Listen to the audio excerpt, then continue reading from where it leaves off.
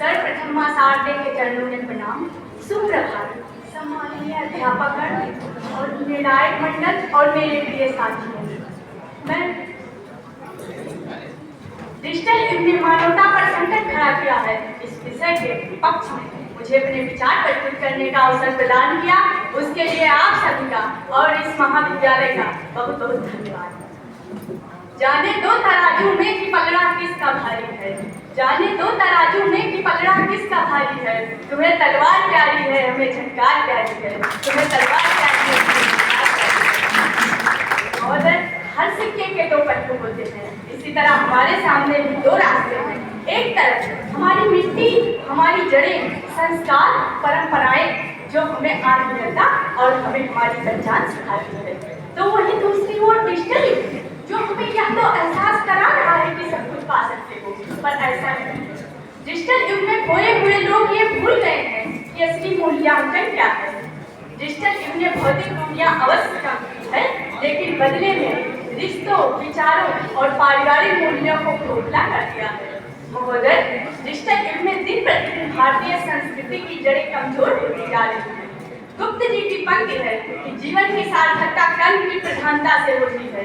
कुछ काम करो, कुछ काम करो, जग में रहकर कुछ नाम करो। यह जन्म हुआ किस अर्थ अहो, समझो जिसमें यह व्यर्थ न हो, समझो जिसमें यह व्यर्थ न हो। हमारे प्रेरणा स्रोत स्वामी विवेकानंद जी कहते थे कि यदि मुझे 100 ऊर्जा वाहिका मिल जाए तो मैं इस देश की दशा और दिशा दोनों बदल कर सकता हूँ। महोदय, आज डिजिटल युग में लगभग 60 करोड़ युवा हैं, लेकिन आज के युवाओं को सोशल मीडिया ने नैतिक रूप से संगीत, मानसिक रूप से दिवालिया, धार्मिक रूप से अंधा और नास्तिक रूप से गंदा बना दिया है।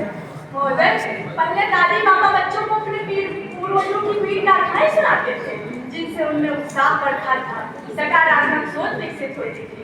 आज वही बच्चे चिकनी चमेली अश्लील गानों पर रील्स बनाते हुए नजर आ रहे हैं। जिन बच्चों को आज खुले आसमान के तले खेलना चाहिए, वह बच्चे आज इंटरनेट के गेमों में फंसे हुए हैं। ये हमारे समाज को दूषित करने के साथ साथ अपराध को भी बढ़ावा दे रहा है।